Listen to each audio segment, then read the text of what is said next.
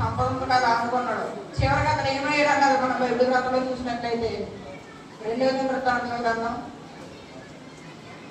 16వ అధ్యాయము 12వ వచనం. 2వ వృత్తాంతముల గ్రంథం 16వ అధ్యాయము 12వ వచనం.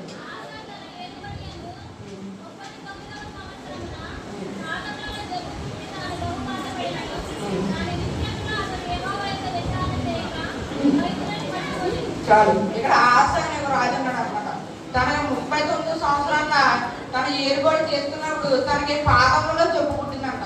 పాదంలో చెప్పు పుట్టి అది ఎలా ఉంటాడో నిలవబడగలదా? నిలవబడలేడు, నడవలేడు, నడవలేడు. ఇంకా పొడుగుంటుంది అతని పని. ఏమైనా నీళ్ళు తేవాలన్నా, ఆహారం తేవాలన్నా పక్కన సేవకుడు ఖచ్చితంగా ఉండాల్సిందే. అందుకే అతనికి ఏం పుట్టింది? పాదాలలో చెప్పు పుట్టిందంట. పాదాలలో చెప్పు పడితే అతడు చాలా బాధపడతాడు. బహు బాధపడిన అని ఉంది ఇక్కడ. చాలా బాధపడతాడు. ఆ బాధలో కూడా దేవుడిని విచారణ చేయకుండా, దేవుడిని అడగకుండా అతను ఏం చేశాడు? వైద్యుల్ని పట్టుకున్నాడు, వైద్యుల్ని సంప్రదించాడు. తర్వాత కింద చదువుకున్నట్లయితే అక్కడ లేకపోతే అతను ఏమవుతాడు? చనిపోతాడు.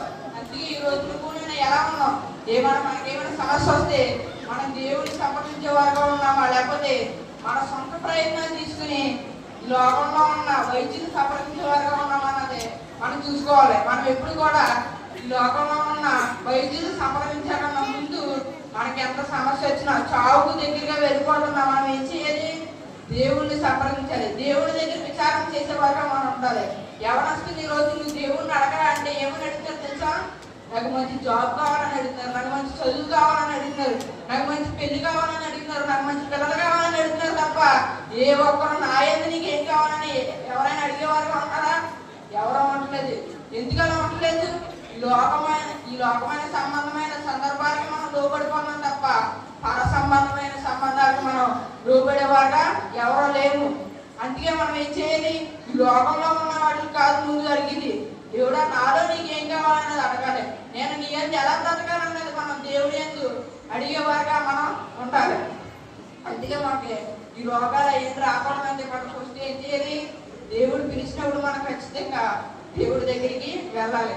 దేవుడి దగ్గరికి వెళ్ళకపోతే మనకి చాలా సమస్యలు వస్తాయి, ఆర్థిక ఇబ్బందులు వస్తాయి, సమస్యలు వస్తాయి, రోగాలు వస్తాయి. ఆ రోగాలను కూడా మనం తట్టుకోలేకపోతాం. ఆ రోగాన్ని తట్టుకోలేకపోతున్నప్పుడు మనం అనే మాట్లాడి ఒకసారి మన బైబిల్ గ్రంథంలో చూద్దాము. కీర్తన గ్రంథం 38వ అధ్యాయం. కీర్తన గ్రంథం 38వ అధ్యాయం 10వ వచనం. యెహోవా కోపోద్రేకం చేత నన్ను గద్దింపకము, నీ ఉగ్రత చేత నన్ను శిక్షింపకము. నీ బాణములు నాలో గట్టిగా నాటి ఉన్నవి, నీ చెయ్యి నా మీద భారముగా ఉన్నది. నీ కోపాగ్ని వలన ఆరోగ్యము నా శరీరమును విడిచిపోయేను. నా పాపమును బట్టి నా ఎముకలలో ఏం లేదంట? స్వస్థత లేదు. యెహోవా నీ కోపోద్రేకం చేత నన్ను గద్దెంపకము అని అంటారు ఇక్కడ. ఏంటి? యెహోవా నీ కోపం నా దగ్గర ఎక్కద్దు. నీ కోపం నా మీద చూపితే నేను బ్రతకలేకపోతున్నాను. నీ ఉగ్రత నా యందు శిక్షింపకు. నీ ఉగ్రత నా యందు పడితే నేను బ్రతకలేకపోతున్నాను, నేను క్షీణించిపోతున్నాను. అందుకే నీ ఉగ్రత నా యందు పెట్టక. ఇక్కడ పైన ఉంది, నీ బాణములు నాలో గట్టిగా నాటి ఉన్నవని ఉన్నాయి. ఏ బాణములు అయ్యి? సమస్యల బాణాలు ఇంకే ఉన్నాయి, అనారోగ్యమనే బాణాలు. అవన్నీ బాణాల చేత మనకి గుచ్చుకుంటాయి. ఆ గుచ్చుకున్నప్పుడు కూడా మనం తట్టుకోవాలంటే అయ్యే మనం చేసిన పాపాలకి ప్రతిఫలం అయ్యి. అందుకే మనకి ఎన్ని సమస్యలు రాకూడదంటే మనం ఏం చేయాలి? దేవుడు పిలిచినప్పుడు మనం దేవుడి దగ్గరికి ఖచ్చితంగా వెళ్ళాలి. దేవుడు ఎన్నోసార్లు మొత్తుకుంటున్నాడు, ముమ్మారు పలుకుతున్నాడు, అత్తమాన్ని పలుకుతూనే ఉన్నాడు. అయినా మనం దేవుడి దగ్గరికి వెళ్ళకుండా మనం ఏం చేస్తున్నాం? ఈ లోకమైన సంబంధాలకి మనం దగ్గరైపోతున్నాం. అంటే ఎవరిస్తులు అడైపోతున్నారు? సిగరెట్లకి, మందులకి, సినిమాలకి, షికార్లకి దగ్గరైపోతున్నారు తప్ప దేవుడికి ఒక్కరు కూడా దగ్గరగా వెళ్ళేవారుగా ఉండలేదు. ఇక్కడ రోగులకి చూసుకున్నట్లయితే మీరు రోగులకి హాస్పిటల్లో ఉన్న వాడికి ఏమీ తినబుద్ధి అవ్వదు. ఎందుకు తినబుద్ధి అవుతానికి? ఒకవేళ నీకు ఏం కావాలో తింటాకని అడిగినా నాకు ఏం తినబుద్ధి అవ్వలేదా అని అంటారు. ఎందుకు తినబుద్ధి అవుతారు కాదు? ఆ బాధ లోపల బాధ, దేవుడు పెట్టి బాధ అంతకంతకు ఎక్కువైపోద్ది. అంటే నేను చనిపోతానేమో, నా పని ఇంకా అయిపోయిందేమో అని మనం అనుకుంటాం. అందుకే వారికి ఏం తినబుద్ధి అవ్వదు. ఆ సందర్భం కూడా బైబిల్ గ్రంథంలో రాసింది. ఎక్కడ ఉందండి అది? ఒకసారి చదువుదాం. యోబు గ్రంథం అధ్యాయం 20 వచనం. యోబు గ్రంథము 33 అధ్యాయం 20 వచనం. చాలు. రొట్టె రుచిగల ఆహారం వాడికి ఏమవుతుందంట? అసహ్యం అవుతుంది. అంటే అడిగి అంత రుచికరమైంది, అడిగి అంత చికెన్ బిర్యానీ అడిగదు, అడిగి ఏమవుదో తినబుద్దావు. ఎందుకు తినబుద్దావుదో? దేవుడు పెట్టి బాధలు అలా ఉంటాయి. అందుకే దేవుడితో పెట్టుకోవాలి. మనం ఎప్పుడు దేవుడు పిలిచినప్పుడు మనం దేవుడు పిలుస్తున్నాడని మనం గ్రహించి దేవుడి దగ్గరికి వెళ్ళాలి. లేకపోతే తర్వాత పరిమాణాలు చాలా దారుణంగా ఉంటాయి. మళ్ళీ 22 వచనంలో ఏముంది? వాడు సమాధికి సమీపించును, వాడి ప్రాణము సంహారకుల యొద్దకు సమీపించును. వాడు సమాధి దగ్గరికి వెళ్ళిపోతాడంట. ఎందుకు వెళ్తాడు సమాధి దగ్గరికి? వాడు దేవుడు వాడిని పిలిచినప్పుడు వాడు రాలేదు, దేవుడి దగ్గరికి రాలేదు. రాకుండా ఏం చేయడు?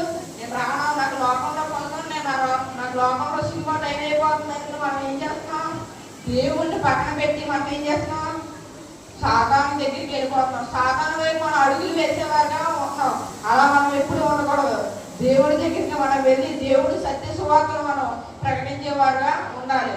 రోజు రోజుకి మనం ఏమనుకుంటున్నామంటే రేపు పాపం ఎలా చేయాలని ఆలోచిస్తున్నాం తప్ప నా పాపములు దేవుడి దగ్గర ఎలా ఒప్పుకోవాలన్నది ఎవరో ఆలోచిస్తలేదు. మనం ఏమని ఆలోచించాలి?